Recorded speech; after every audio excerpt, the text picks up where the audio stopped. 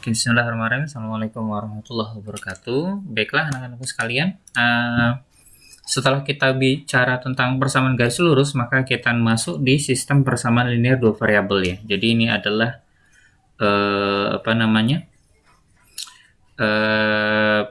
yang akan kita bahas pada bab ini. Jadi ini adalah bab terakhir sebelum kita masuk ke ulangan semester.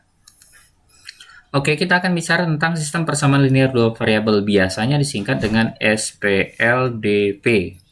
Ini adalah sebuah sistem ya, jadi persamaan linear dua variabel. Jadi kalau misalnya ada 3x ditambah 2y sama dengan 7, nah ini adalah persamaan linear dua variabel. Maksudnya linear itu berarti pangkatnya itu maksimal 1. Kalau misalnya 2 ini bukan linear, jadi maksimal pangkatnya 1. Pak, selain x dan y boleh p dan q? Nggak boleh. Yang A dan B juga boleh, yang penting dia pangkat maksimalnya 1. Kalau dia pangkat maksimalnya 2 berarti bukan lagi linear gitu ya. Jadi kita akan bicara tentang persamaan linear dua variabel. Nah, karena dia ada sistem berarti nanti akan ada dua lah begitu, ada dua persamaan yang akan saling terkait. Nah, tapi sebelum masuk ke lebih lanjut ya, kita akan bahas dulu, ini ada pendahuluannya. Berapa tahun ini kita tidak lagi merasakan naik kereta api dengan penumpang yang penuh sesak. Selain karena diberlakukannya penjualan tiket secara online, beberapa perubahan lainnya adalah pemeriksaan kesamaan tiket dengan identitas calon penumpang. Ketentuan umum penumpang kereta api terbaru yang berlaku sejak 1 Januari 2015 perlu diketahui oleh seluruh masyarakat adalah kereta api agar mendapat pelayanan yang mudah dan cepat.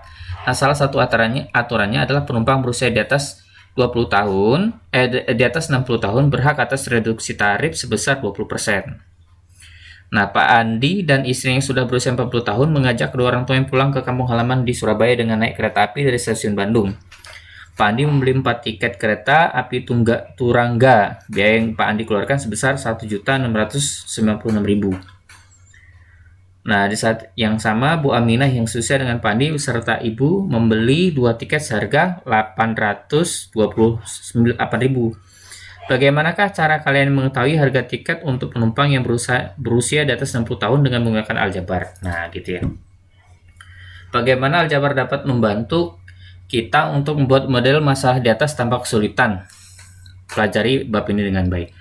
Ya kalau mau gampang sih tanya ke KAI-nya langsung ya. Ngapain dibuat persamaan gini kan? Enggak ya. Enggak gitu.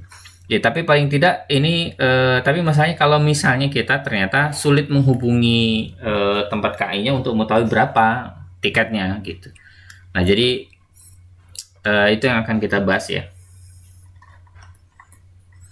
Jadi ada beberapa kata kunci di bab ini yang mesti kalian harus pahami ya.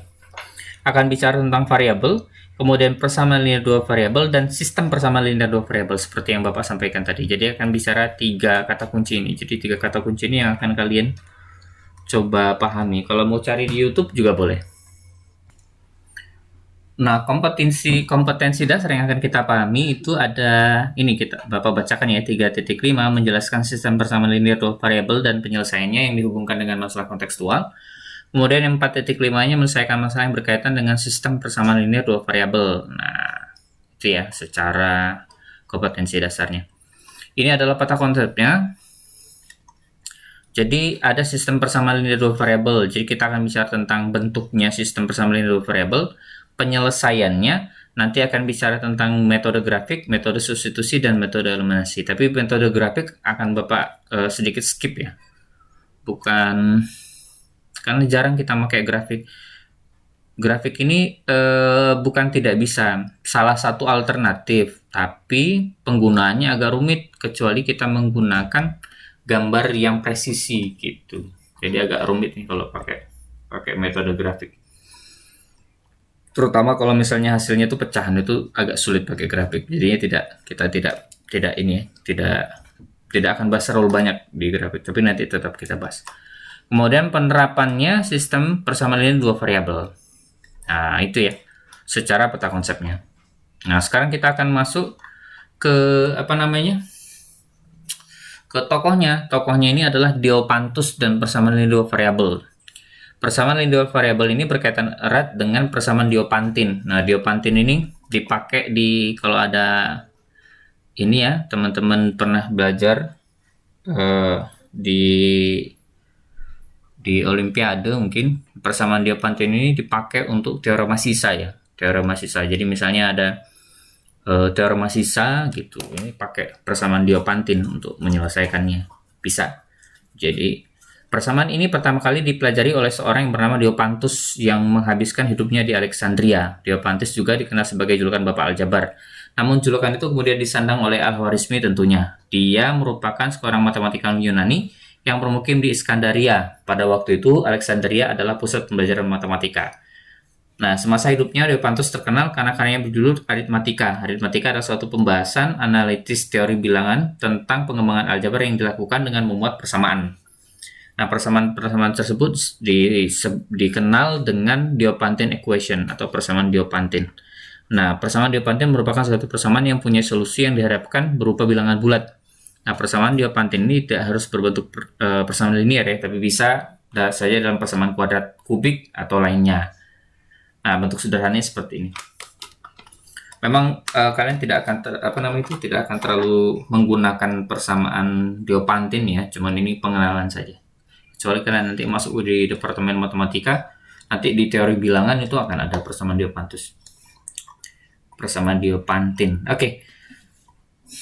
Kita akan bicara tentang perannya dulu ya. Jadi sebelum masuk ke persamaan linear variabel, jadi akan beberapa hal kita pelajari tentang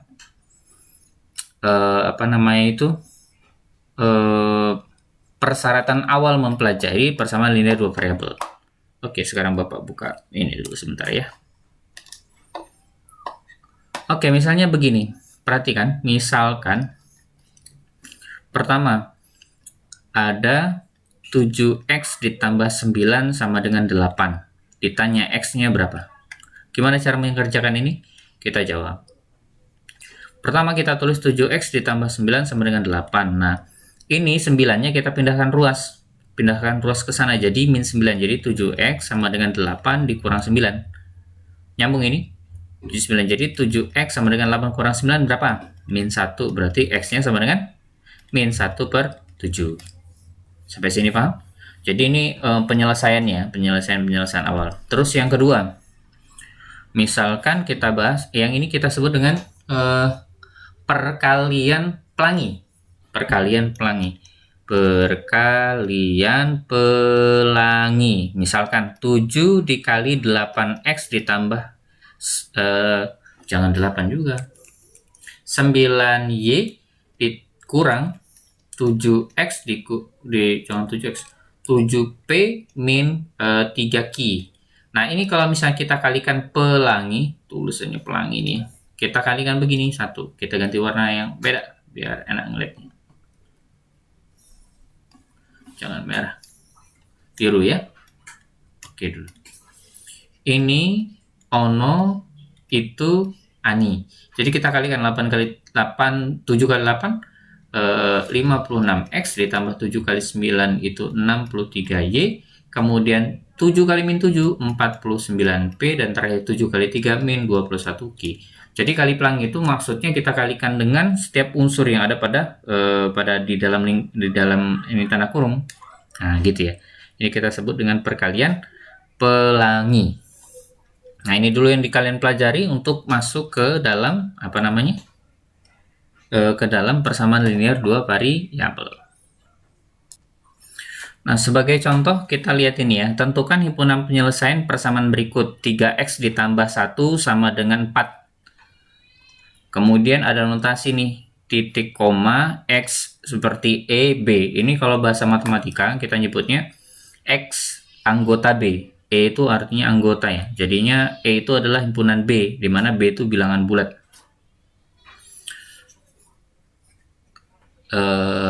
Berarti ini kan kita punya nih, kita lihat di sini ya, kan 3x, jangan warnanya biru dong, kita ke warna merah ya. Bentar. Kita lihat di sini. Kan itu 3x ditambah 1 sama dengan 4. Seperti yang tadi, 3x sama dengan 1 pindah ruas tuh, jadi 4 dikurang 1. Jadi 3x sama dengan 4 kurang 1 berapa? 3. Berarti sisa x sama dengan 3/3, di mana x-nya adalah 1. Cocok ya? Nah, selanjutnya, ini bisa ditulis begini nih. Jadi, titik 3, himpunan penyelesaiannya itu adalah 1. Jadi, kalau ini kita berubah menjadi himpunan nih. Boleh, ini cuma notasi saja. Hanya budaya saja. Nggak begitu juga, nggak apa-apa. Selanjutnya kita lihat nih. Ada 2y plus 5 sama dengan min 3y tambah 7. Kita tulis dulu ya. 2y ditambah 5 sama dengan min 3y tambah 7.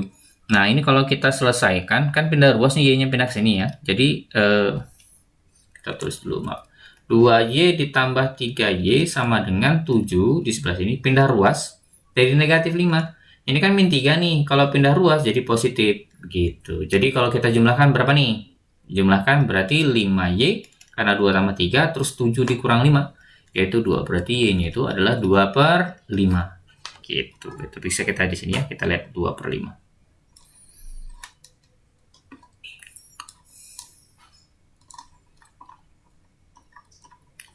Nah, ini tentukan himpunan penyelesaian dari persamaan berikut jika variabelnya himpunan berikut. Ini silahkan dicoba ya. Nanti kita di pertemuan selanjutnya akan kita bahas ini, soal-soal ini. Oke, itu saja. Assalamualaikum warahmatullahi wabarakatuh.